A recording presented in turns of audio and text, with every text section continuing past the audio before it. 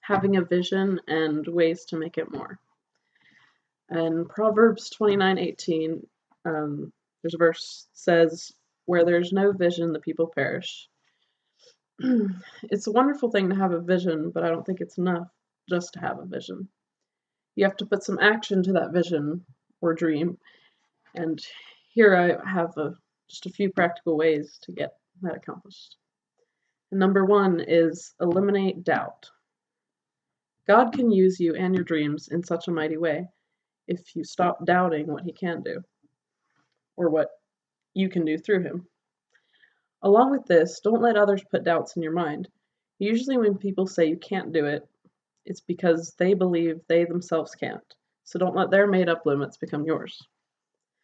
And number two is pray. Kind of seems like that should be number one, because prayer definitely is most important in this. As with every good thing, you should start out with God and let him lead you through the whole process. Prayer is absolutely necessary. If it wasn't done with prayer, it wasn't done right. Most of the time, we limit what God can do through us by our lack of faith.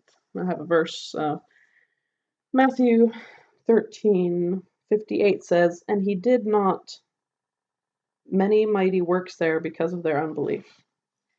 And this is such a sad verse to me because it seems like God could have done so much more there if they would have just, believed and had faith. And I think that can be how it is a lot of times with us. And number three is talk to your pastor. God has placed a pastor in our churches to help guide us along, especially if your dream is to get something started through the church for the community. It's definitely wise to consult your pastor. And number four is get others involved. I know from experience, I love getting things done myself and don't always like to have other people around. But that isn't a good attitude to have. I believe the Lord wants us as Christians and his church family to work together. As the famous quote goes, many hands make light work. All of us have dreams, many of us lack motivation.